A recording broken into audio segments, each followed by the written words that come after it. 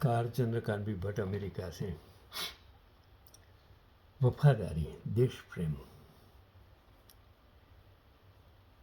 और कभी कभी हमारे पूर्वजों ने हमारे लिए जो कोई रखा है उसको अगर इच्छा हो तो सब कुछ बचा सकते हैं। मैं चंद्रकांत बी भट्ट अमेरिका से। नूर इनायत खान टीपू सुल्तान की वंशज और एक सूफी संगीतकार की बेटी, पेरिस के आलीशान सुसंस्कृत और कला प्रेमी माहौल में पली बड़ी उस राजकुमारी का नाम इतिहास के पन्नों में बहादुरी, चुप्पी और धोखे की एक अनोखी मिसाल बन चुका है।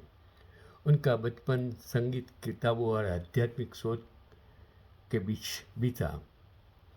हिंसा से दूर रहने वाली परिवार में जन्मी नूर ने कभी कल्पना भी नहीं की थी कि एक दिन उनका जीवन युद्ध, गुप्त संदेश और मौत के साथ साय में बीतेगा।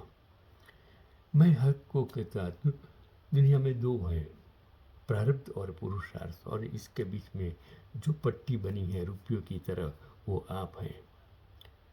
अगर दोनों करेंगे, सिर्फ प्रारब्ध पर नहीं, अगर उसमें पुरुषार्थ जोड़ देंगे तो आगे आपकी जिंदगी एक ईश्वर को समर्पित हो जाएगी। आप खुद भगवान बन जाएंगे। वह दूसरी विश्व युद्ध के दौरान नाजी कब्जे वाले फ्रांस में भेजी गई पहली महिला वायरलेस ऑपरेटर थी। यह काम उस दौर में सबसे खतरनाक माना जाता था, क्योंकि रेडियो सिग्नल पकड़ते ही दुश्मन कुछ ही घंटे में लोकेशन तक पहुंच जा सकता था।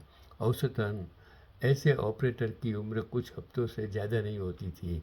उनका व्यक्तित्व इतना शांत, कोमल और संकोची था कि उनके ट्रेनर्स तक को लगता था कि वह जासूसी जैसे क्रूर खेल के लिए फिट नहीं है। रिपोर्ट्स में लिखा गया कि वह बहुत ज़्यादा संवेदनशील है, लेकिन युद्ध इंसान को वह बना देता है जो वह कभी था ही नहीं। जब फ्रांस में उनके नेटवर्क के लगभग सभी सदस्य पकड़े गए या मार दिए गए, तब नूर ने पीछे हटने से इनकार कर दिया।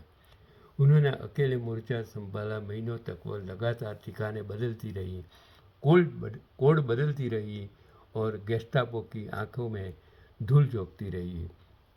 युद्ध के दौरान उनकी जासूसी ने मित्र राष्ट्रों को ऐसी सूचनाएं दी जिनसे नाजी अभियानों को नुकसान पहुंचा और प्रतिरोध आंदोलन को नई सांस मिली। नाजिया ने उन्हें सबसे खतरनाक महिला जासूस की श्रेणी में डाल दिया और उन्हें पकड़ने के लिए एड़ी चोटी का जोर लगाया गया, पोस्टर लगाए गए, इनाम घोषित किया गया और 1943 में एक करीबी विश्वास पात्र के धोखे के कारण उन्हें पकड़ लिया गया। इसके बाद जो हुआ वो इंसानी हिम्मत की अंतिम परीक्षा थी। उन्हें भयानक प्रताड़ना दी गई। 10 महीनों तक बेड़ियों में जकड़ कर रखा गया।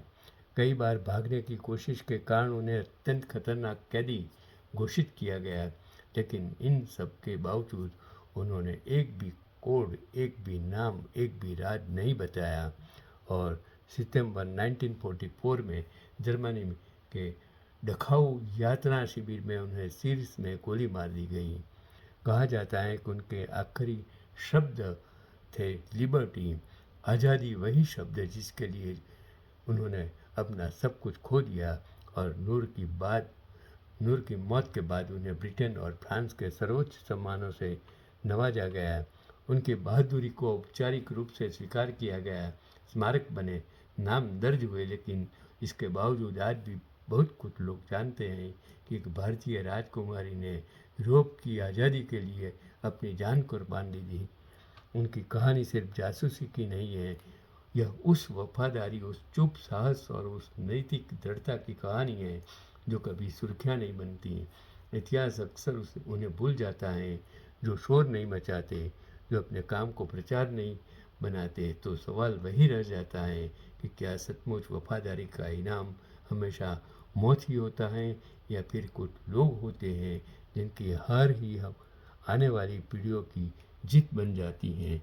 वो आज भारत में यही हो रहा है कि जिन लोगों की कुर्बानी की वजह से आज जो सत्ता में बैठे, जिन्होंने कोई आज़ादी से योगदान नहीं, जिनका पूर्वजों का योगदान नहीं है, जिन पक्ष का कोई योगदान नहीं है, आज वो ऐशो आराम से जिंदगी जी रहे हैं, 9,000 करोड़ के विमान में घूम रहे हैं, 4 जोड़ी जीवन में कपड़े बदल रहे हैं, गरीबाई की बात करते हैं, कमांडो के साथ घूमते हैं।